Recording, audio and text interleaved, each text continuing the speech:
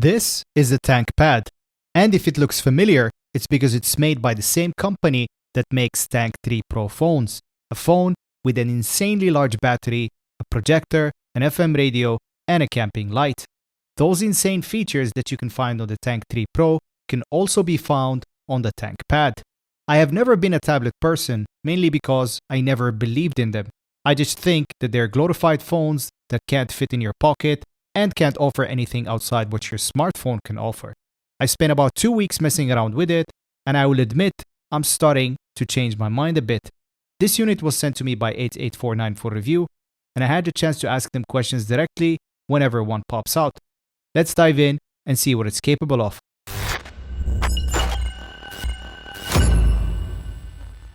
For full disclosure, although the unit was provided by 8849, they have no input on the video and they're seeing it for the first time alongside you. Let's start with something that was asked on the Tank 3 Pro video. What does 8849 mean and what's the difference between it and unihertz? 8849 and unihertz both belong to the same company but operate under different names.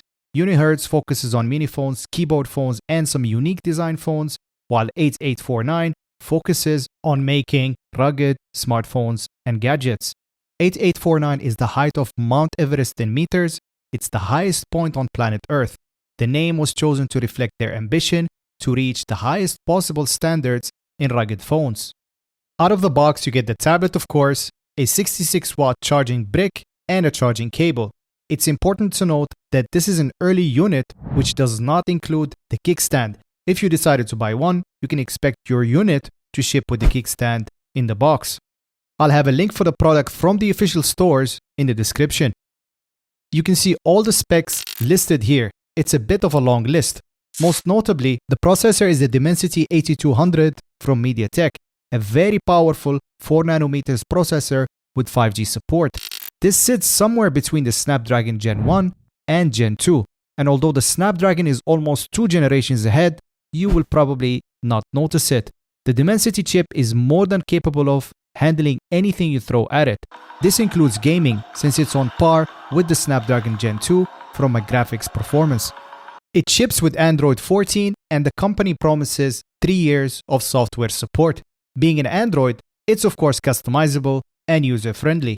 There's only one bug that I can find, and it's with the projector, which is more of a security concern rather than a bug. When you turn on the projector, you're forced to re-enter your PIN to unlock while it's visible on the projector. Other than that, it's business as usual. The chip is plenty powerful and the 120Hz refresh rate makes the experience very pleasant.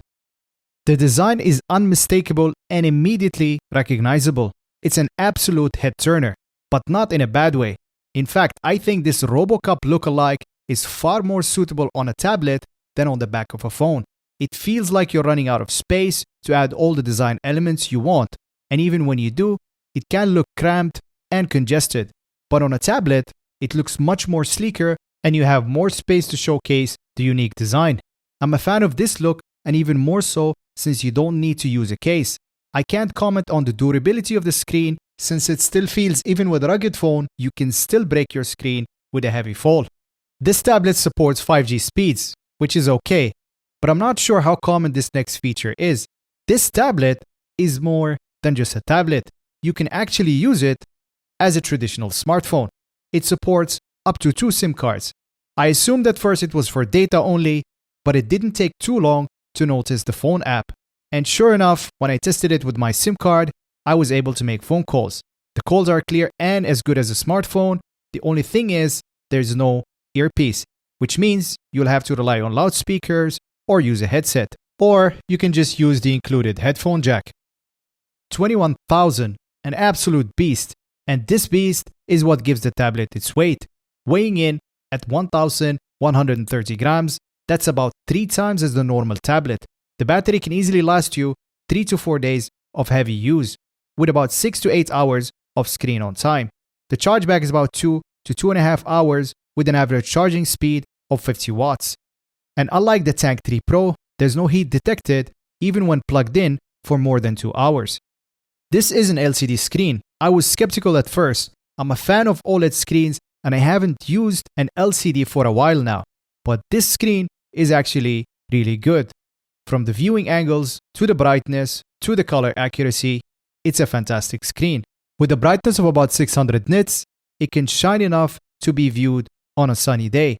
Being an LCD also means that the replacement part is very affordable, ranging from $25 to $50 on the Tank 3 Pro. Compare that to an OLED screen. This has to be my favorite feature, and I know a lot of people are also excited to hear about it. In my opinion, it's more than just an accessory or a gimmick. It's a tool. It works great, and it has a keystone correction, meaning it will orient itself to make the screen watchable and not trigger your OCD. It still, however, only corrects up and down, but not side to side. I was a bit disappointed to discover that it was only 480p, which is a step down from the Tank 3 Pro at 720p. And although I can't tell the difference with the naked eye, it makes a lot more sense at least to keep the same resolution, if not better, since you have more space to work with on a tablet. The camera situation is simple, one on the front and one on the back. Nothing fancy. They get the job done, and you have a decent level of options like Pro Mode, which gives you more control over the camera settings, and you can even do time-lapse directly from the camera app. On the front, the camera is situated on the left-hand side rather than on the top, which makes it ideal for vertical video calls, but can make you look uninterested in a call if you're using Teams or Zoom.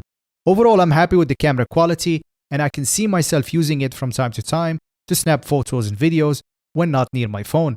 I know that cameras are a big thing with tech reviews, but this is a tablet.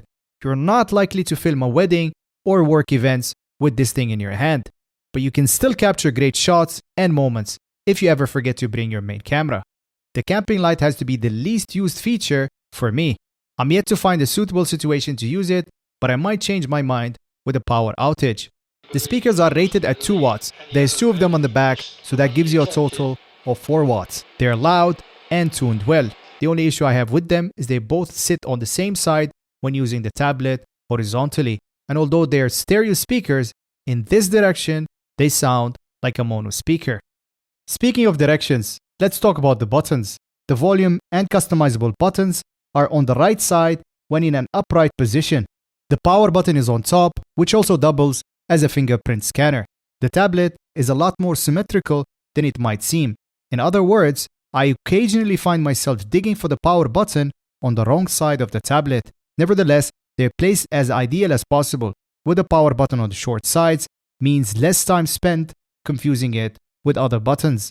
The TankPad also features not one, but 2 fully customizable buttons that can be assigned to apps, actions, and so on. The IR Blaster.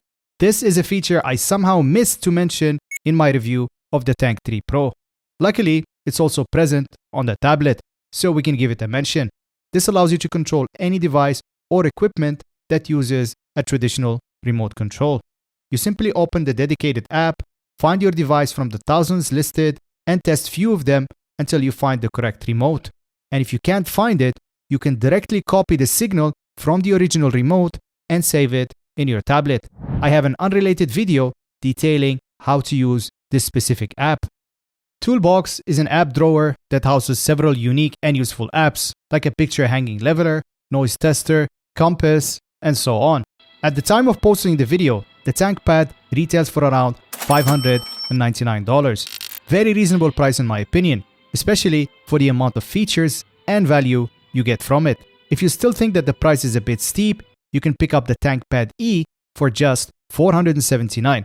It's a similar sized tablet with few less features, namely the chip, as it comes with a slightly less powerful chip, which also caps the connectivity at 4G instead of 5G.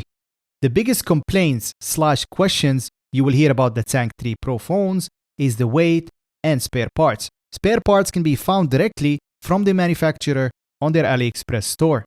I'll have a link for the official store in the description. As for the weight, on a smartphone, it can get bothersome due to the sheer amount of mass and weight on one hand. In a tablet form, however, the problem is far less noticeable, as the weight is distributed over a much larger area, making it less awkward to hold. And in exchange, of course, you get a week's worth of battery life, making it a true survival gadget. And also, since it can take up to 2 SIM cards and can make phone calls, it means you don't need to bring your smartphone. I said it in the beginning of the video, I never actually liked tablets due to their size, but honestly, I enjoyed the time spent with this tablet, and I find myself bringing it to more places than I initially thought, which was usually to travel with. The powerful processor keeps the experience lag-free, and the screen is bright and color accurate, and the speakers are loud and well tuned. I might be a bit smitten by the tablet experience since I have not tried them much in the past, but only time will tell. But for now, I'm going to enjoy it. Thank you so much for watching. I'll catch you in the next one.